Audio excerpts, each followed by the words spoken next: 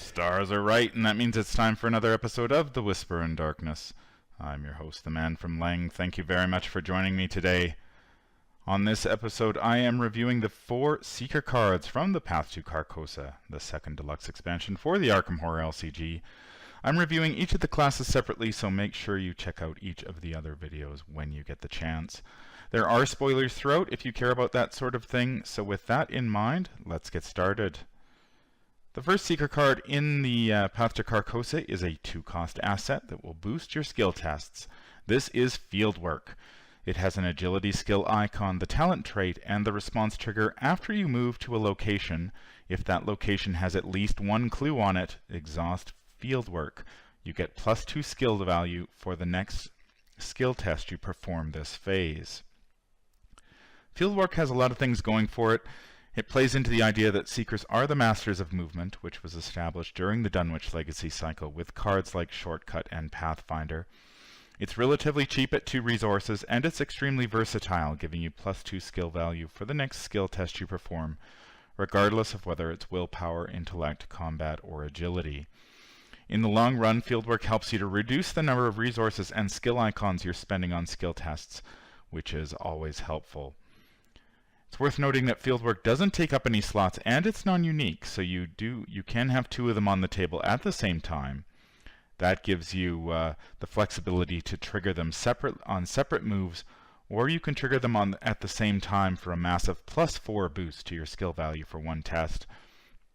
Just make sure that you have at least one action remaining after you move in order to take full advantage of your Fieldwork. I'm not sure whether Fieldwork is good enough to serve as the foundation for a new deck archetype, but it's certainly a possibility worth exploring. Roland, Daisy, Min, and Rex, as well as all the other Dunwich Legacy investigators, can take Fieldwork to shore up their weakest stats and make their best ones that much stronger. I took Fieldwork for a spin recently in a Roland Banks deck against the Miskatonic Museum, and I have to say that I was very impressed with how it performed. I managed to get both on the table and protect them from all the asset hate in that scenario. So I was able to boost Roland's intellect to 7 during investigate tests at the exhibit halls. Unfortunately, Visions of Future Past discarded my shortcut, so I wasn't able to leverage Fieldwork as much as I would have liked to, especially at locations with multiple clues. Sometimes after I grabbed the first clue, I wasn't entirely sure how I was going to grab the second because I didn't have that nice +4 boost from Fieldwork anymore. The test from that game, though, was very encouraging, though, so I'm looking forward to adding Pathfinder to the deck for even more Fieldwork shenanigans. Obviously, Fieldwork will help any investigator pass those all-important investigate checks.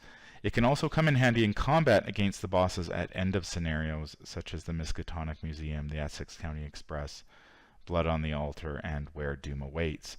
I could certainly see myself bouncing an investigator in and out of the hidden chamber, for example, for that to add +2 to my combat value against Silas Bishop. And that would go a long way to mitigating some of the very negative chaos tokens that are in the bag at that point in that scenario. Fieldwork might even be a viable strategy against the Broods of Yog-Sothoth in Undimensioned and Unseen.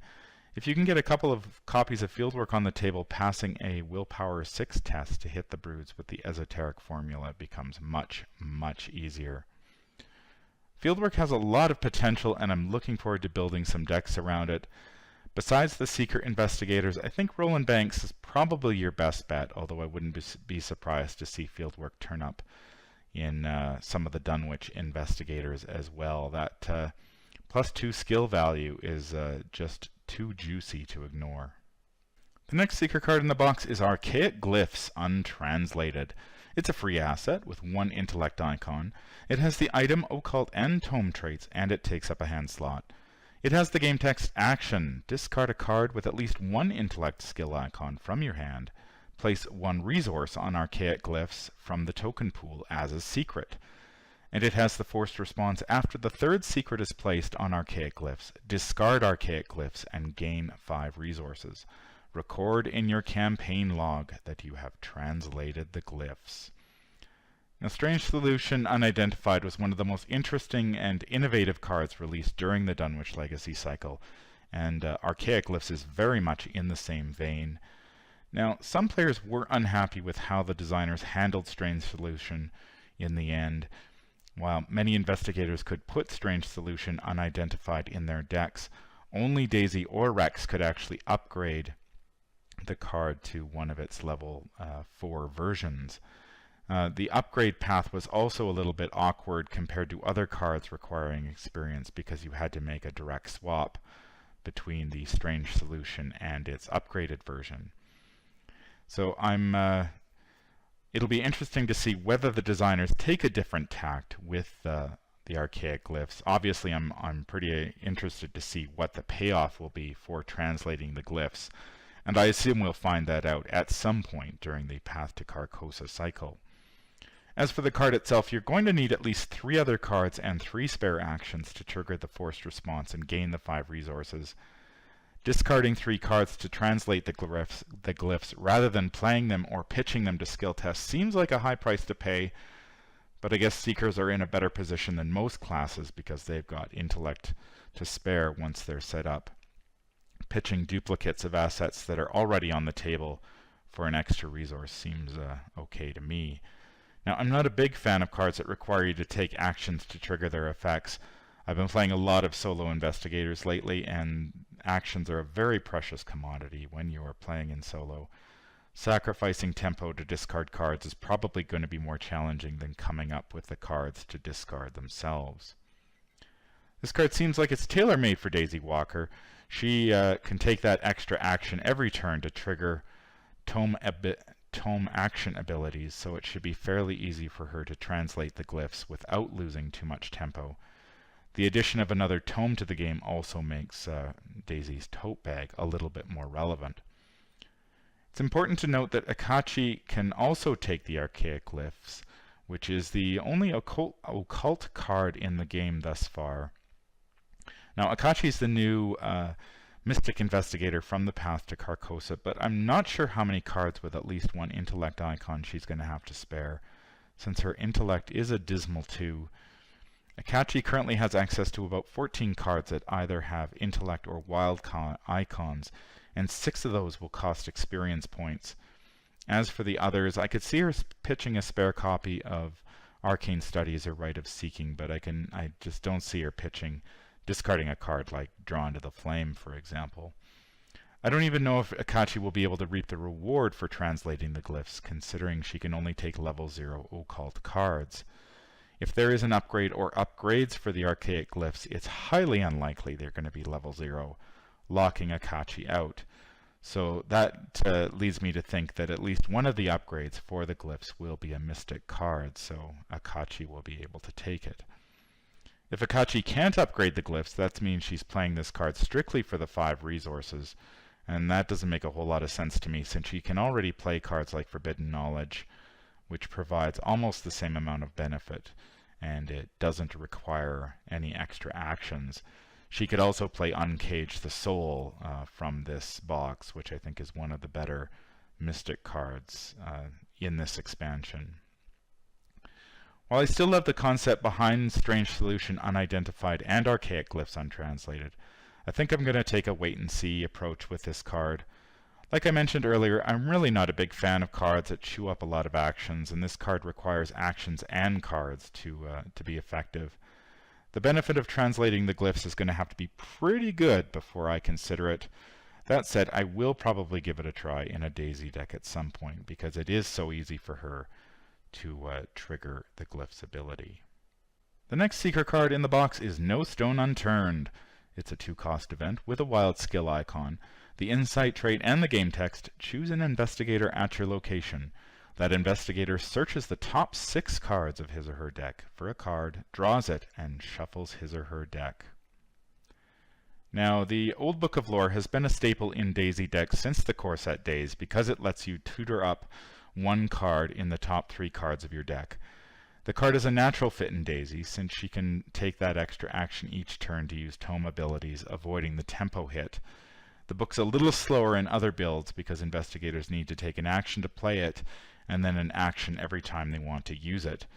The book also takes up a valuable hand slot, which may not be ideal if you want to equip a weapon and a flashlight too.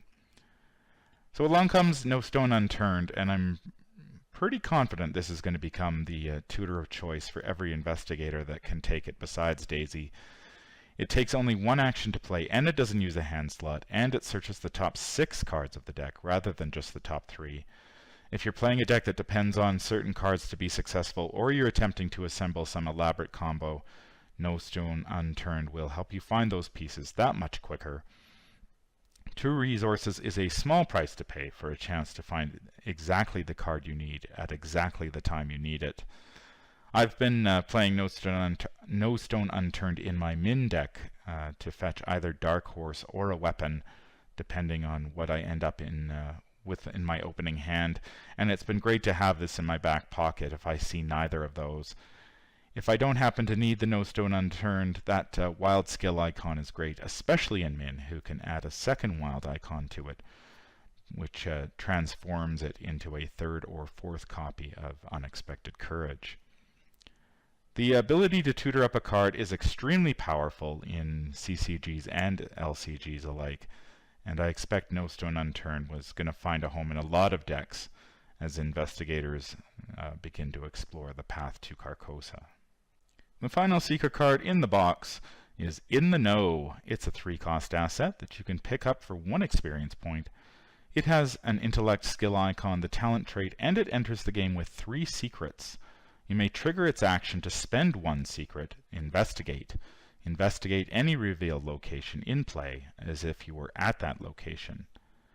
Now, we've seen a couple cards that have let you play around with the Investigate checks during the Dunwich Legacy cycle, namely Seeking Answers and Deciphered Reality. Seeking Answers lets you investigate to discover a clue at a connecting location, while Deciphered Reality lets you investigate to discover a clue at each revealed location. Now, the players' reactions to both of these cards has been kind of mixed. Personally, I've really liked, I've seen Seeking Answers do some really good work whenever it's hit the table, and I can certainly see situations when Deciphered Reality would come in handy, and I'm curious to find out how the community is going to react to In the Know. In the Know changes up the formula a little bit, letting you investigate any revealed location in play as if it were at that location. I can think of several scenarios when you're moving around a lot where this ability would come in handy. Take Midnight Masks, for example. If you're on the run from the Night Gaunts or the Masked Hunter in that scenario, you won't be able to stay at any one location for that long. In the Know lets you keep moving and investigating locations without having to physically be present there. You can run into a similar situation in Undimensioned and Unseen when you're moving around the map to avoid the Broods of Yog-Sothoth.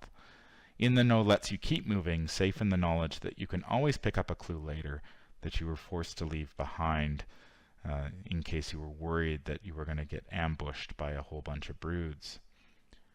In the Know would also work well in Lost in Time and Space, since most of the locations enter play from the encounter deck with clues on them, and it can be sometimes extremely difficult to reach those locations. If you happen to draw an endless bridge and the dimensional doorway, for example, but you can't get there, or you don't want to risk the horror when the location is discarded, you could use In the Know to safely investigate from a distance. I'm also willing to bet that In the Know would be very helpful in the side scenarios, Curse of the Rougarou and Carnival of Horrors. In the Know also lets you safely investigate locations with potentially dangerous abilities. If you're running low on sanity in the Midnight Masks and you simply can't risk making another trip to the graveyard, In the Know is your ticket to grabbing the clues at that location. The same could be said of Arkham Wood's Unhallowed Ground or Arkham Wood's Twisting Paths in the Devourer Below, or the Blasted Heath and Waitley Ruins in Undimensioned and Unseen. In the Know probably works better in multiplayer, where there's the potential for more revealed locations and hence more targets. It also feels like it's more of a luxury than a necessity. I'm concerned it might be overpriced, although any seeker running Dr. Mylan Christopher shouldn't have a problem paying 3 resources for In the Know.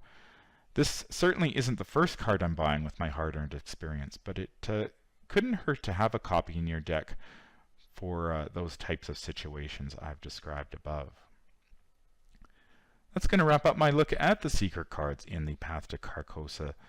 There are some really good ones here. I really like Fieldwork. It's a powerful addition to a decks, and that +2 to your skill value is very juicy.